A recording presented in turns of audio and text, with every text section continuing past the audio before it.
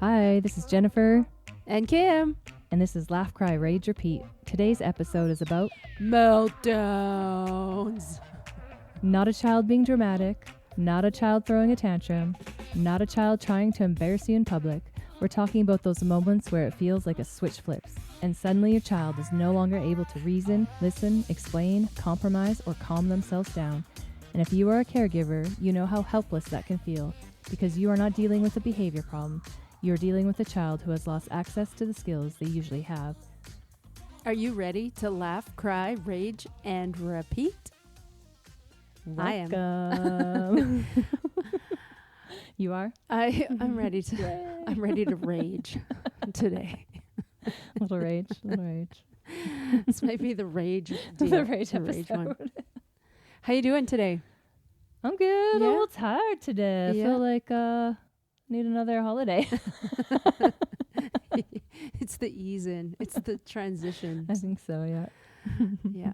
So I want to know, Kim, tell me the difference between a tantrum and a meltdown. Oh, we're just starting out with definitions. All right. Mhm. There is a difference. Like Yeah. the tantrum is like usually something that is goal driven. Mhm. Like I want an iPad right now, or like I can't get what I want. I want the blue cup. I don't want the red cup. Yeah. Or And these are like or I don't want to leave the 2-year-olds. library. Mhm. My kid. They're trying to get they have a goal. Yep. And they're trying to show emotion to get that goal. Mhm. Whereas the meltdown, it's like the hyperarousal. It's Mhm. the area where your just body goes into. It's like an out of body experience almost. Mhm. Like you can't Yep. cope. And your brain isn't functioning, your body is not, they're not connecting. Yeah.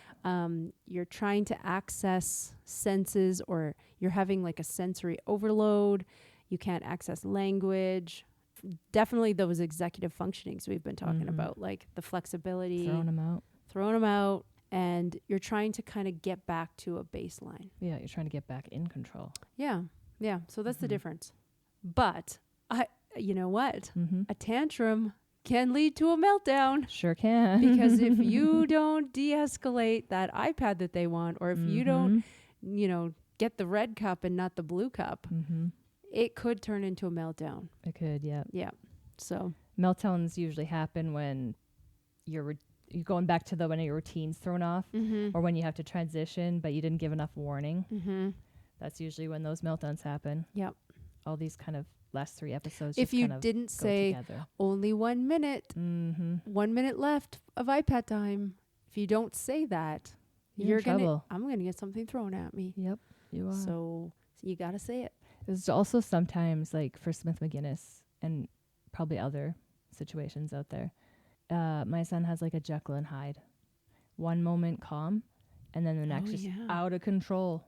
I don't like, something must happen in his body that we can't see, and he just goes full Like a switch. meltdown. And often we don't know what the triggers are, right? Mhm. Like, I mean, kids who are oversensitive to sound and noise and light, or, a dog barking in the distance that we don't even pay attention to, or someone tapping their pencil, or, those things can just trigger someone, right?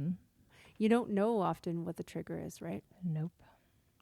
I mean, and then sometimes you know exactly what's going to be a trigger. Yeah. Exactly. You when see you're it, like, you see it coming, you're like, this is just going to be one of those days where everything's a trigger. yeah.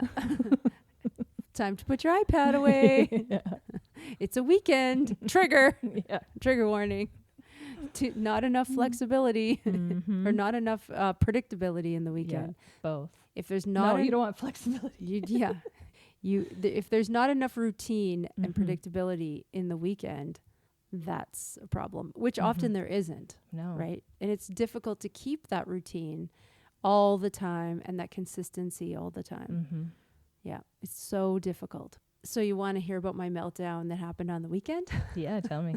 It was my birthday. Happy birthday. And I told my kids, it's my birthday, so I get to pick whatever I want to do. And but that's as it should be. well, it's as it should be. But guess what? It doesn't go that way when you have special They needs kids. didn't want to do what I wanted to do. I wanted to ride my mountain bike, Mm-hmm. and that was all I wanted to do. So we planned that we were going to go out to the trails Mm-hmm. and have a day of mountain biking. And it looked, I think, like we were going camping because there's a lot of stuff to pack, right? Yeah. We took a cooler and picnic and, we're going out of town to the mountain bike trails. And that we weren't letting them bring their phones because that was another thing. I was so sick. I'm so sick of phones on the weekend to make them do stuff that I was like, nope, phone time is the same time as it usually is after, right before supper. Mm-hmm. So I tried to keep that one, but because I've been so lenient on phone time, then you're screwed. Like if you're not consistent and you don't keep the routine and you let it go maybe once or twice or a weekend just to like get through the day, you're screwed. Yep. Yeah. So there was a huge meltdown the whole drive. Oh, 45 minutes. It was almost an hour. That's torturous. Oh yeah. There was throwing. It was pretty dramatic. Yeah. All the way out. Yeah. And then and then they switch. Then the other one complained all the way back. It was lovely, but I had a great bike ride. Once we had to go, it was in a park that you have to buy a pass for. Okay. And so we went up, and as soon as we stopped to buy the pass, my son was so worked up, like so mad about, we don't know what, just like worked up. Yeah, he was just like, got out and decided we had driven it almost an hour. And he just decided, nope, I'm going to be running home, and got out of the truck and started running away down the highway. How long do you think it would have taken him to get home running full speed? I think he would have gotten lost for sure. Someone would have picked him up. Jumped in someone's truck. Yeah, it was pretty dramatic. So yeah, meltdown. We have adults, and our adults still melt down.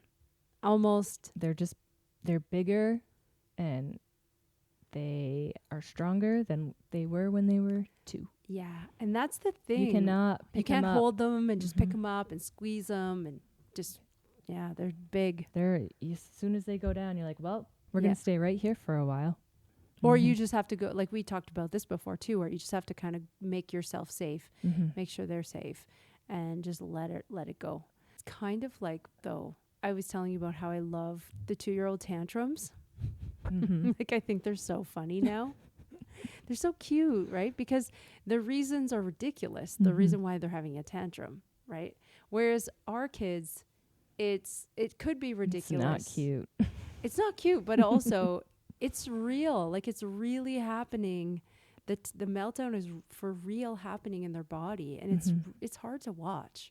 Whereas like a little kid, it's kind of cute because they just want the red cup and not the blue cup. Yeah. We were flying somewhere. This was when they were smaller, and we were in an airport, just kind of waiting for our next flight out. And our son, he had one of those reinforced strollers, and we had him strapped in there so he couldn't go anywhere. And if he wanted to fall asleep, he could. And we were getting food, and he just started melting down. And we had to get him out of the stroller because it wasn't safe anymore. And we had to find a location in the airport where we wouldn't be disturbed by people. That's hard to do. We found a little nook. I think there's some construction happening. And my husband tried to squeeze him. He was just flailing all over the place. People were like, what's going on over there? And it lasted a good long time, just kicking, hitting, screaming, biting. It was awful. Yeah. I don't recommend that in an airport. No, it's awful when it's in a public place. And I've seen other kids melt down. It's not like kids with special needs are the only ones melting down. It's just that, they're more, I guess, the full-on sensory is sometimes hard to predict because the lights, the noise, the triggers, right? We don't know what they are. And they're experiencing the world like 100 times more than what we're experiencing the world. Technicolor. Like, I go to Costco and I'm overwhelmed. I can't imagine if I had sensory to people, lights, touch, smell, like all the things that you're picking up. Like, it's a lot. There was this one time where we were going for a walk around the lake. This was another young time. I was with one of my sister, and I don't know what set him off, and he just threw a shoe. I was like, oh, come back, get your shoe. There goes another shoe. Then a sock. And as soon as we lost that sock, I knew what was coming. The pants are off. The shirt's Soon, off. full naked in a pull-up, running through the park. I just took off after him. He was so fast.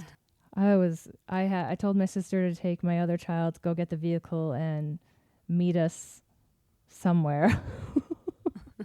He stopped near a tree. People were lurking. Oh no.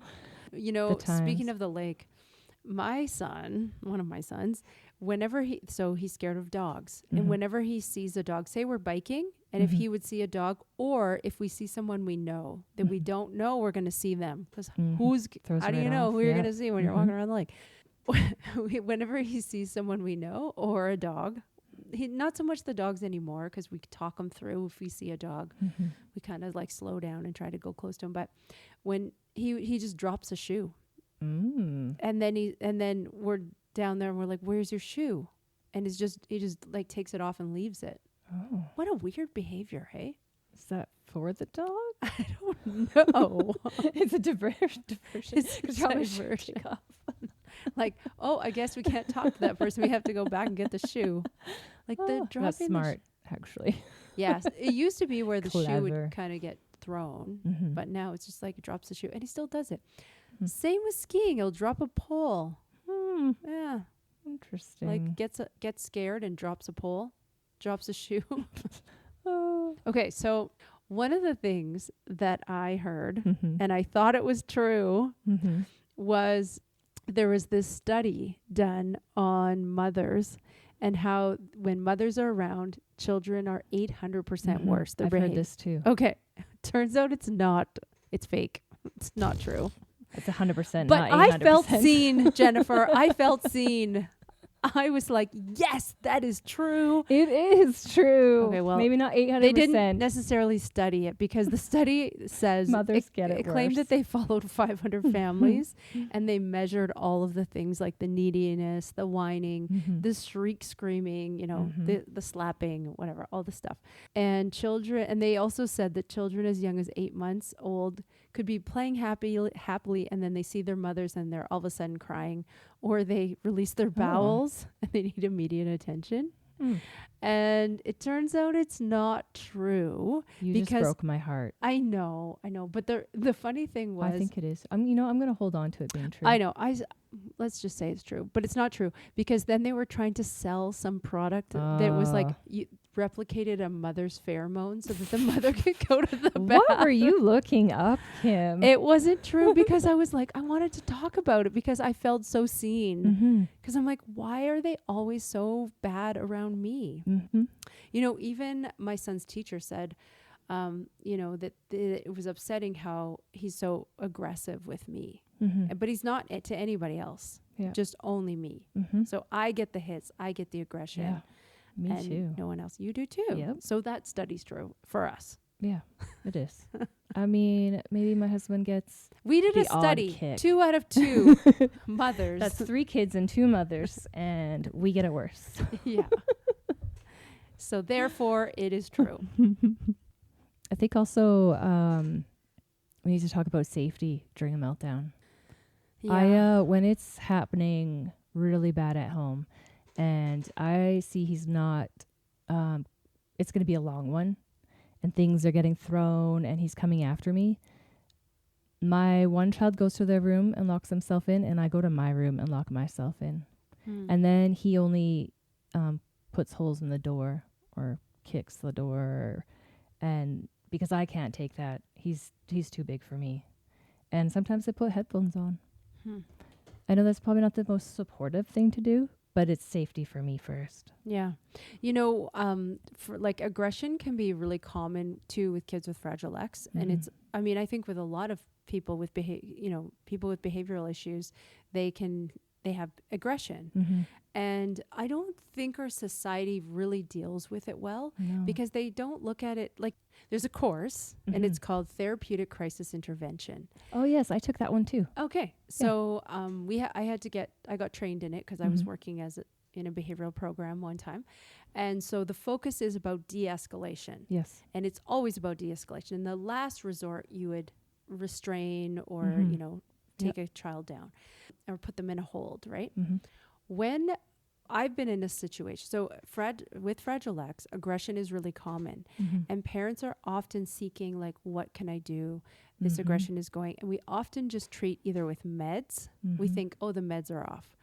Which it could be. Sometimes, yeah, it could if be. they've outgrown them. Or, but I really don't think that we've really looked at sensory enough, like a sensory diet. And I remember trying to push so hard for a sensory diet. And a sensory diet is where you look at all the things that a child or a person has to do in a day, and when they need more heavy work, and when they need to be moving, and when they can be sitting, and when they can be focusing. And it's a full diet that keeps you regulated throughout the day.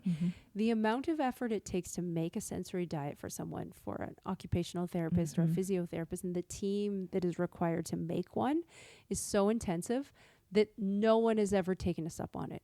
Or you would have to pay privately to have someone come in and do it, right? And then you'd have to have someone implement it. And there's no way that the school system has enough support to be able to implement a sensory diet. And then that also falls on mom, and mom's got a lot on their plate, right? Yeah. So often the reason the treatment is just to medicate or to be afraid. Or like to put yourself into danger. And so we had one time where we were thinking, like puberty is really tough for kids with Fragile X. So we were worried about aggression. We were worried about seizures. We were worried about all these things. And we had an episode that was so scary one time where I got attacked. I got hit very hard, injured. And my husband immediately reacted, and it escalated the situation. And it got to a point where when we did regroup, like it was very bad. We were talking about, like, what do you do?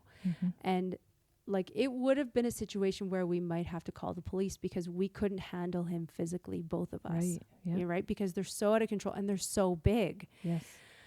And we thought, like, what are the police going to do? And often, I think families, that's their only choice. And then the police have to come and restrain them and put them, and then it's traumatizing. And then you have to do a billion social stories, right? But, or change meds or whatever. So I think it's just really, it's a thing. Like sensory is usually the reason. I would say probably 99% of the time. I would agree with that, it's a sensory thing. Even if we can't see it. And you just really have to focus on and have all the tips and tricks that you teach your child from a young age, like breathing, the 5 candles, put out 5, blow, put the hand down, make them breathe in and out to blow the candles. Often I'm like, nope, the candle's still burning. You have to breathe harder. I always did, I know that one you're speaking of, we've tried it, but whenever I would just be like, listen to my breathing. And I would just keep doing that in hopes that if he could hear it, he would pick it up eventually. Maybe not that first time, but And now sometimes I hear him go, exactly. Very exaggerated. When my kids were young, I used to also keep bubbles in my purse everywhere I went, and to blow the bubbles, right? When you could see that they would be getting out of control, just to make them breathe harder. Or also, I remember, and I learned this from a teacher, they were doing like calming techniques. And so they did this thing where it was like, scrunch your face. And then relax, scrunch your hands, relax, crunch your shoulders. And they did all these activities. And I remember my son trying to show it to me, but like I had no idea what he was saying, right? He's like, crunch your face, whatever, and it's like scrunching your face. And I thought, maybe they're talking about emotions. Are you angry? Are you sad?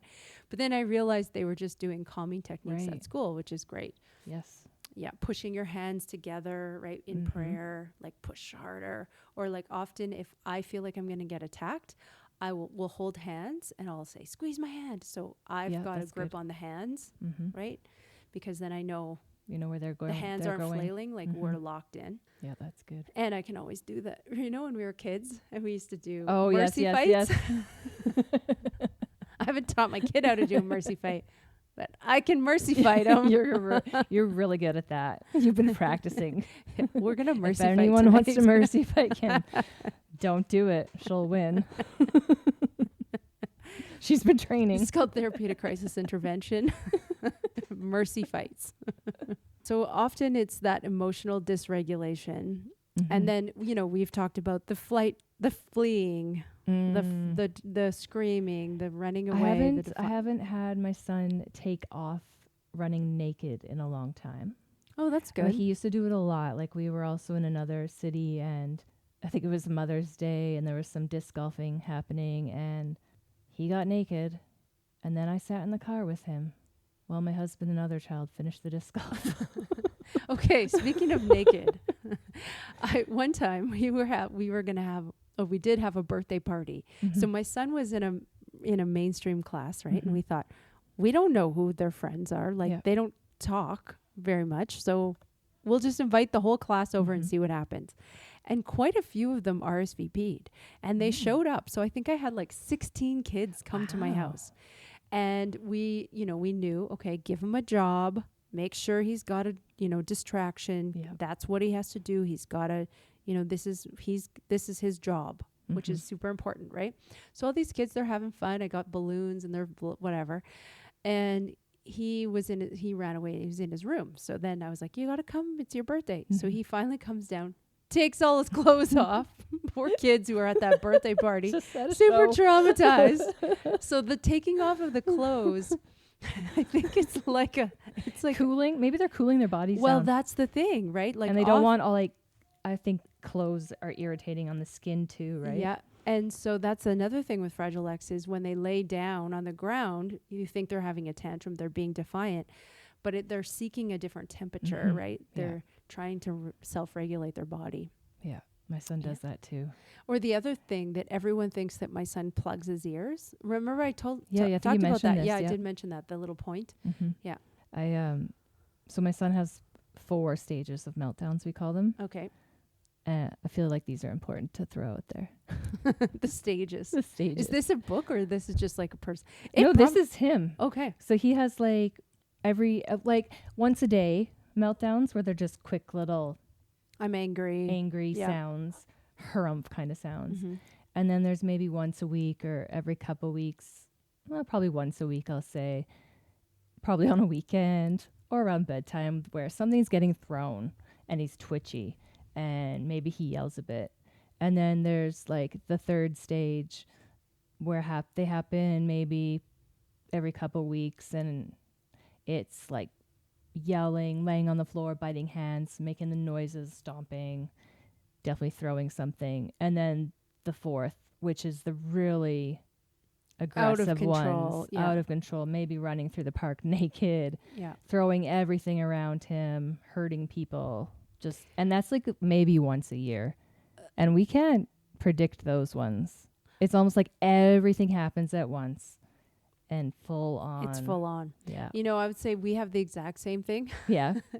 But our fourth stage is probably once a week. Oh, I feel for you. Yeah. That was on the weekend. That was the bike ride meltdown. Yeah. And you've got running.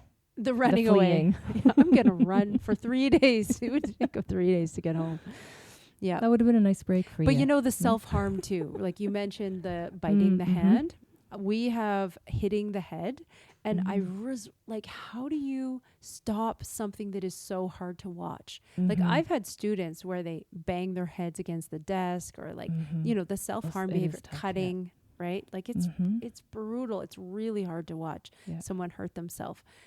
And, I remember reading somewhere that, you're just supposed to not pay attention to it. Like just kind of like, like especially if they're hitting themselves, just not be like, don't do that. Yeah. Like, stop doing that.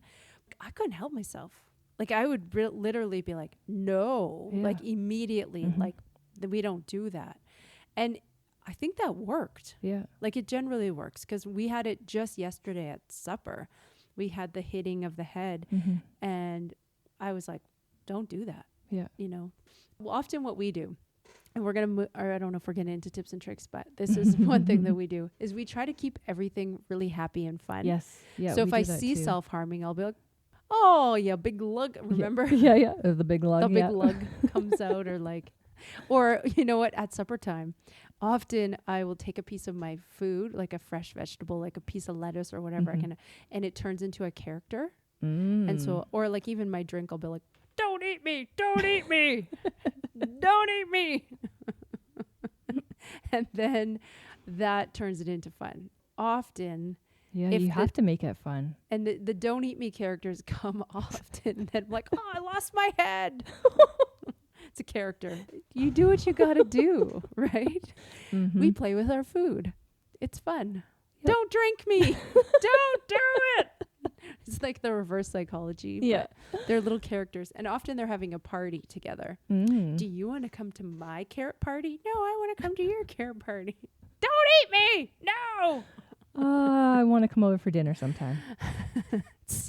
I swear, if we had a reality TV show that just watched our dinner table, we would It would be probably very entertaining. So entertaining. Speaking of, like, you know, when I was telling the story about the shoe, Mm-hmm. my kids also, so you're biking, you lose a shoe, you're skiing, you lose a pole, Mm-hmm. or a glove, skiing and losing a glove. Mhm. We've had that, right? Yep. That's really, especially when it's cold. Mm. One time we were canoeing. And Oh, no. The paddle went flying. Whoops. Always bring an extra paddle. You don't want to be on a canoe That's a trip. tip. So I have a funny meltdown story. Okay. Okay, so canoe trip. We go Mhm. on a canoe trip. And we were going on this pretty intense canoe trip. We make our kids do really hard things, Good. which is pretty ridiculous. Makes for a good story. Mm-hmm. Okay, so we go on this canoe trip, and you can hire a canoe outfitter to drive your vehicle to the end of your route, right? Oh, Because okay. every Yep. canoe trip isn't a loop, Makes sense. Yeah. right? Or it's not just out and back. So we had hired this canoe outfitter to drive the truck to the end, and so they came to pick up the truck. It was pretty far to get there, so we let them bring their toys, and like sometimes our toys are big toys, like Mhm. big Hot Wheels tracks, and like we just like bring whatever you want to entertain Mhm. yourself because we're driving really far. They've got stuffies, they've got like Mhm. books, they've got like markers, things that you're not going to portage on a canoe trip, Mhm. because we had something like 14 portages on this trip. Like, it was a really hard one. Mhm. So we get there and we unload everything, but we leave all the DVDs. You Mhm. don't need a DVD on a canoe trip, right? So we leave all the stuff in the truck, and the guy comes and he gets in the truck and he's going to drive it away. Well, my kids are just like, they're taking their toys away. Yeah. Full meltdown. And Oh. so he starts driving the truck, and my one son is running after it, and the guy sees him running, and we're just like, keep going, don't stop. And he jumps in the back of the truck to try and like hold the truck back. Yeah. And we're like holding the kid. We're like, keep going, drive away quickly, right? So then the kid's like, okay, drives the truck away, and doesn't realize what's Yeah. happening. But Yeah. we're just like, take the toys away. Okay. So the whole trip, we're like, we got to find the truck. So it was super motivational. So we used it, and it was like 7 days. We're like, well, we didn't find the truck today. Maybe tomorrow to the truck. Yeah. That was smart. It was smart, but we didn't think of it. Like, we didn't plan for that because we didn't think they'd be like meltdown. We're just like, okay, we got all the stuff. Okay, we've got, we're trying to organize Yeah. everything. And all of a sudden this guy shows up to take the truck, and then we're like, yeah, to the truck. 7 days Oh, later, man. we found the truck. Were they so relieved? Finally, They you didn't found want the to truck. stop at night to camp because they Oh. were like, we got to find the truck. Yeah. We're like, well, maybe the truck's on this island. Let's look. That's one thing when you have kids who have pretty low cognition. You can Mhm. trick them a little bit. You can trick them a little bit. Yeah. It's important. It's a You know what? Take all the bonuses you can, Yep. right? Definitely. Mhm. All right. Tips and tricks.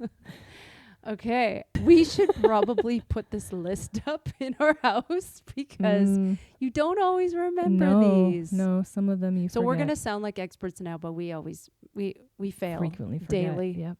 What not to do. What not to do. Lecture. Talk. Yeah. Don't Too many say, words. Don't say calm down. No, that's No. not going to work. No. Don't shame them. Don't shame them. Don't argue. Don't get Don't look them in the eye. No. Eye contact. Bad. Bad. Mm-hmm. Yeah. Don't get all up in their space. No. No. Just let it be. Yep. Don't try and teach a lesson. No. That is not the time. You know what? Teachers too. If teachers are listening, don't when your kids are don't teach a melting. lesson. Don't do it. Save it for another day when they're calm. Yeah. And don't threaten consequences. No. Those never come together. No. And they're always empty threats anyway. Mhm. Yeah. I would say empty threats though for me is a trick. Yeah. It's a tip and trick. I'm going to take your iPad away. Yeah. You're not going to get it tomorrow. I'm going to call your dad. Do you want me to call Dad? I've used that one. Yeah, remember we talked about that? Yeah. Dad's all happy. What can we do? What can you do? Mhm. Well, what you need to do is practice all the things when you're in a good way, Mhm. right? So, Do people actually do that? well, we do. Okay. We do. Yeah. Like when you're driving, when we're driving the car, usually I'll say, when we talked about this third person talk, right? Yes. Yep. When I feel angry, Yes, we do that too. like when this meltdown was happening, Mhm. like I tried all the tips, all the tricks. I was reading books. I Mhm. was singing. I was Mhm. overwhelming everyone in the truck just to calm myself down.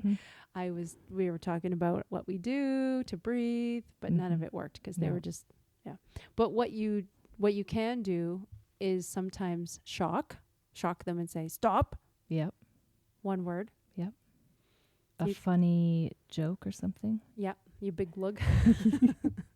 You can use We like to- short phrases. Yes. Yeah. Absolutely. Like, you're safe. I'm here. Yeah. Let's make a space or something like that. Yeah. Mhm. Go to your room. Like Mhm. we Yes, use rooms yes. as our safe spaces. Mhm. So just like, nope, if you see the escalating, we'll Mhm. say, go to your room. Yes. My kids don't like ever when you say, you need a break. Don't do like that. that's a No, trigger. That's bad. Don't ever say, you need a break. Mhm. No, just say, go play in your room. Yep. Yep. And I found whenever I've said that and he's listened, he does go and just play in his room. Yeah.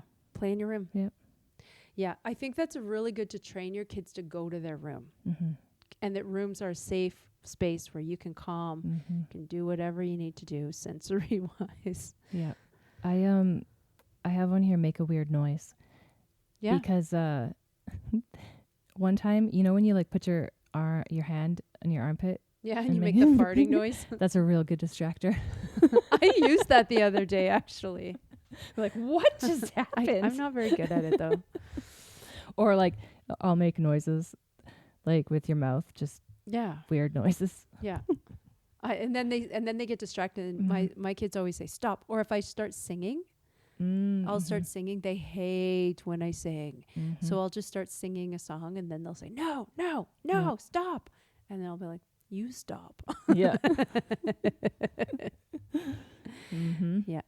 I think, one of the things that is triggering for one of my sons is having a bath. Doesn't like having a bath. Once they're in the bath, they always say, oh, this feels so good.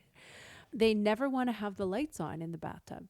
So Oh. it's triggering, Yep. and then it's overstimulating, and then they turn off all the lights. Okay. So they're teaching me that, it's the lights, Yep. it's the noise. I'm overstimulated. I need to be in the dark, right? My son he likes to fight on the bathing. We're not sure what it is there, but he will jump into the tub, turn the water on, get under the water, and then start yelling. And one day I went in there, I'm like, you can change the temperature from cold to warm. Clearly I didn't teach that. Okay. So he's having cold showers. This happened too. It's My just- bad. That's on me. Okay, so I've seen where people have used visual pictures, right? Mhm. Like where they put the where the temperature, Yep, whatever. And so recently, my son, who's been trying to clean himself up, Mhm, right? This is yep. a new behavior, Yes. and he was in freezing cold water, didn't know how to change it. Mhm. This is like, we're adults, okay? Yep. So I know, like, our little Gage has a sun. Okay. Yep. And I said, go to the sun, put it at the sun. And the sun is the perfect temperature, right? Mm. It's like it created the visual for me. There And you go. the things that we don't think to teach. But my son Yeah. was never running his own bath. Yeah. So we're always doing it for Exactly. him. Your kid's having cold showers. Cold showers. It's really stimulating. He's screaming. The other things I think is just like going back to the either distract or what is it called? Regroup. Like go back to the first we're doing this, then we're doing this, right? Like if That's you want important. to do blah, blah, blah, right? So like for me, I would always put iPad time right after the library because he can't transition from the library. So it's always like, we can't have iPad time if we don't leave the library. First library, then iPad. Yeah. We will do, whenever we would go to a doctor's office, and I started something here, and I shouldn't have because I regret it now. So many years later, we would go to Tim Hortons I would get a tea. Oh, yeah. And they would get a muffin. And still to this day, after a doctor, when they're perfectly fine, Tim Hortons,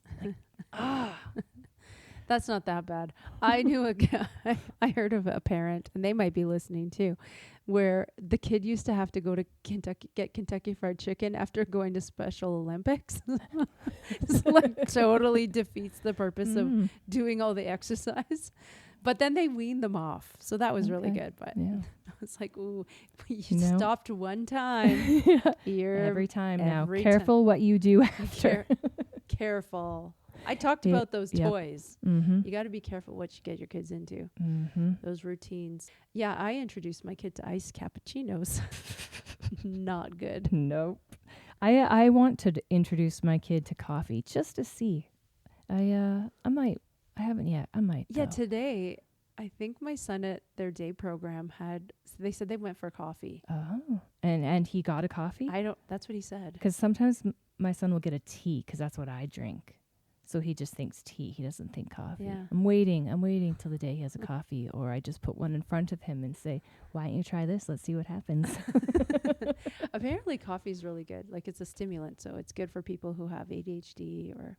Always watch for, hunger, fatigue, pain. It's always the reason. Like, sensory. Always but have a snack. Like for kids, babies, it's like, are they hungry? Or do they have an ear infection? They never told us that one. That was for us. It's like, but I fed them and I've bathed them. And still they're screaming. And they've slept and they're still screaming. Oh, yeah, right. They have ear infections. So if you are a person watching, because often we've been in situations where the meltdowns are in public and they're so embarrassing and they're so traumatizing. What could you do as a person from the outside? Well, sometimes I would just like someone to maybe push the cart for me or grab that bag of groceries. Like if I'm at a grocery store, just like I only have so many hands, or just help me get to the side. Yeah. So that I can take care of him and not worry about anything else around me. Yeah. Or just, say, hey, you got this. Yeah. Give me a pat on the back. When I see kids melting down, I always say, you're doing a great job, Dad. Yeah. Keep it up. Yeah, I've had lots of parents reach out when I've been in public melting down and say, how can I help? When you've been melting down? No, when my kids are melting down. I've had parents reach out and I always say no, but I should say yes. I wonder what would happen if you did say yes. Would they instantly go, oh no, I got to get out of here. What was I thinking? Can you chase that one so I can take this one? You go that way, I'll go this way. Yeah. Here comes the outro. Parents, this one is for you. Meltdowns are hard. They could be loud, scary, embarrassing, and completely exhausting, physically, emotionally, and mentally. And if you've ever sat in the car after a hard moment, just trying to gather yourself before going back inside, if you've ever taken an extra long shower just so you could cry where no one could hear you, if you've ever screamed into a pillow, replayed the whole thing in your mind, wondered what you missed, what you could have done differently, or how you're going to make it through the next one, you are not alone. Take the deep breath, take the break when you can, and please give yourself the same grace you are trying so hard to give your child.